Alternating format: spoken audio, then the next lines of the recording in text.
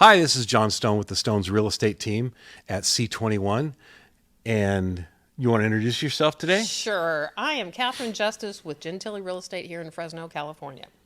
So we're here today because I think everybody has questions about what inventory is doing in Fresno and Clovis and how that's affecting you as a home seller, home buyer, or even a real estate agent.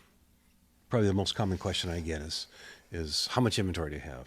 Is that good or is that bad? Yeah. So elaborate on what's going on with our inventory.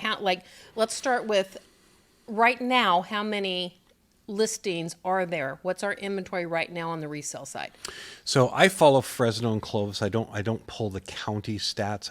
I'm more interested in Fresno and Clovis. Right. I think it's a better indicator of what we have or don't have. Absolutely. So as of yesterday morning, we had 665 homes on the market.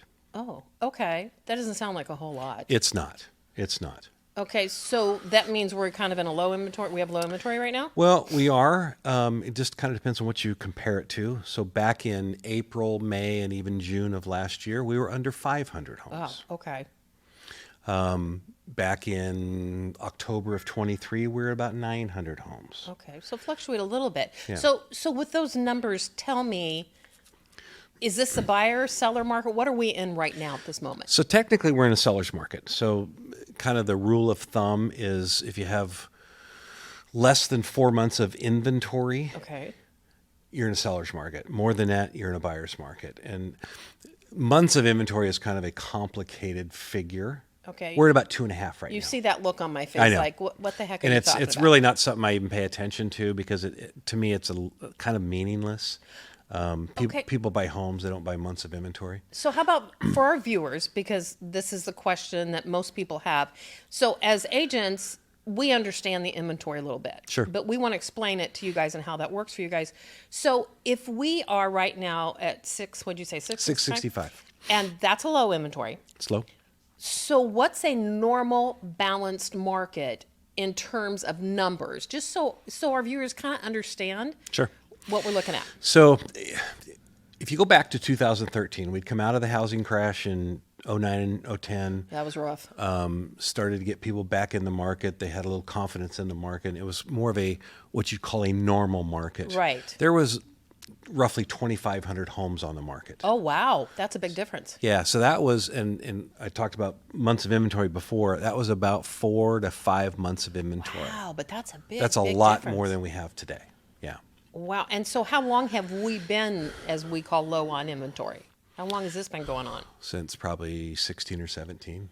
Oh, my goodness. Yeah. Is there anything in the foreseeable future that makes us think that we're going to eventually get to that market, or do we still have so many buyers that we just can't accommodate? So normally, you'll see more homes come on the market in March, April, May. It's kind of the selling season. You know, we don't have the snow and the bad weather. People tend to wait to put their houses on the market, which different subject for a different day. I'm not so Right. sure that's a good strategy. It's the sunshine. Is what it is. So we still have a supply and demand problem. And so Right. when I worked for a building materials distributor, we followed new home starts very closely because that was our main business. And this is, back in 05, 06, 07, before the crash. And we always talked about the minimum number of new housing starts nationwide needed to be about 1.2 million to keep up with the demand.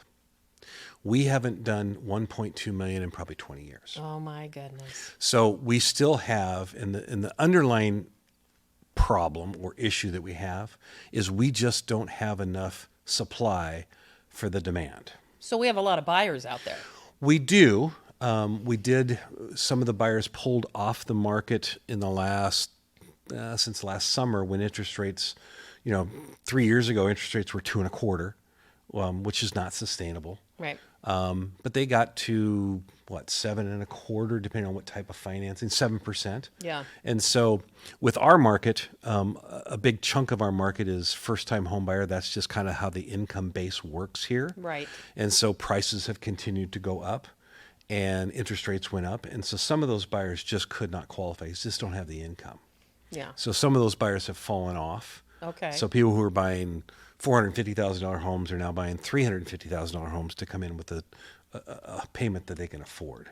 Okay, so we don't have some buyers because the interest rates have just pushed them completely out of the Yeah, market, is what you're saying. but what they're finding is as much as housing has gone up, rental prices have outpaced home prices as far as appreciation. Which is a whole nother, that's a whole nother another story, topic. right? So if you're in a rental that's got rent from a long time ago, okay, you're fine. But if you have to go out and rent a place, you're probably going to spend as much or more on the rental as you would on a home. It's almost better just to cut back a little bit and pay that. I always say it's the interest rate for someone else that Correct. you're paying, right? You're paying a mortgage, whether it's yours or somebody else's. Right. So, and I've also noticed back to the new home builders, every time they release, like I know I deal with Wilson Homes a lot, every time they release, they sell out of them. Like they just, and it's, Yep. they cannot keep up either. Yeah. So where does this take us? What's going to happen? We kind of know what's happened in the past because that's Right. what we can look at, right? We cannot predict that future. No. But we have to have some kind of idea going forward because I know I read an article that, and I won't quote the article, but it was National Association of Realtors, and Fresno was going to be in the top 10 for potential multiple offers come spring. Yeah. Well, we still have multiple offers. Okay. Now. So when I said, is it a buyer's market or seller's market? It's technically a seller's market. But here's what I'm seeing. I'd be interested to see if you see the same thing. A home that's priced correctly, meaning it's in the right, it's valued about where it's going to sell, Right. and it seems like move-in ready. Those are the homes that sell quickly. Some of them multiple offers. We're not getting like We're not 15 like we 15, did before. but you can get it's 3 like- or 4. Yeah, which is great, So Those okay. are the homes that people want. And I think the reason for that is with interest rates being where they're at and prices being where they're at, people just don't have the money to go in and make changes to the home. So, Right, I get that. So they're buying homes that are move-in ready. Those homes sell very quickly. The rest of them, not so quickly. Not so quickly. 30 days, 60. I think I saw days on market about 54. So do you think that sellers are still in that mindset that their property is worth a lot more based on the fact that we went through that market where people were paying $20 and $30 and $40 and $50 and $60,000 over what really the house should sell for, right? Yeah, so we're still a little bit in that. My neighbor's home sold last month for $400. I had kind of a hypothetical, but I have the same home, exactly the same. Mine ought to be worth $425 today, and that's just not true. Yeah. Maybe it's $390. So those may be the homes that are sitting on the market. Correct. Because they're not priced correctly based on and our market's always changing, guys. Correct. Like it's always changing. So, so what do we see for the next few months? I mean, So- we've got an election Election coming coming up, up. yeah. So, and we So- also know how we feel about political things. That's a whole nother. Yeah, another time. We probably should stay away from that. Yeah, we probably should. So here's what I think. Okay. The underlying problem is we just don't have enough homes. Right. I agree. Okay. So we have a supply problem.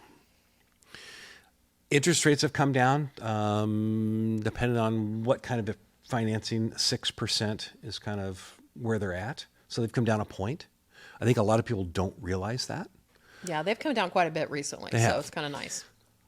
Do I think interest rates are going to do a whole lot in the first 6 months? No. I think they're going to do these 1/8 up and down either way, kind of how they do. They bounce around. As we get into the election, maybe Down a little bit, maybe. they'll have a little bit downward pressure. The Fed came out a little while ago and said they're going to make 3 price reductions next year. I'm not so sure that that's actually going to happen. Time will tell. Time will tell. I don't have a crystal ball. So a little concerned about that. Here's the advice, and here's what I think people need to understand. We don't know what's going to happen tomorrow. We do know what's happening today, True. right? So if you need to buy a home, if you want to buy a home, I think you buy the home you can buy today, and here's why. Let's say that in a year, let's say you buy a home tomorrow. Okay, in a year, interest rates fall right after the election. Interest rates fall to 5%. Refinance, We'd all be celebrating, by the way. right? What you can't do is you can't go a year and go, boy, interest rates are now 5%, but I want the price Of a year ago. of a year ago. Yeah. Cannot do that. Impossible. And just about everywhere you turn, every expert anywhere says prices are going to continue to go up. They're not going to go up 10% a year like they had been. Right. But again, we don't have enough supply. Right. So as long as we have some demand, prices will continue to go up. And you'll never be able to get back to where they are today versus a year from Yeah. now. So if I bought a house today for, we'll just call it 400,000 because it seems to be kind of in that sweet spot, right? I bought a house for 400 today, and a year from now, that house, say it goes up 5%. Well, just for sake of easy math, right? That's 20 grand. 20 grand. I can't recoup that 20 Nope. grand. Nope. And it would behoove me just to go ahead and do the little bit higher interest rate right now. And then as those rates drop, then go to refinance. Right. And here's the other thing. Let's say that scenario happens. Let's say we do go to 5%. All those buyers who don't buy are now going to come into the market. So guess what's going to happen? Much more competition for the we go. home. We don't have enough homes. There we go with multiple offers again and Multiple- pushing prices so up, right? not only do you take the 20,000 that the house is appreciated, but now you're not going to buy it for list price. You're going to be That's in right. competition with Yeah, everybody yeah. else. Total agreement. So we know what we know today. Buy the best house you can buy today. Start getting some equity. 3 or 4 years, move up. Yeah.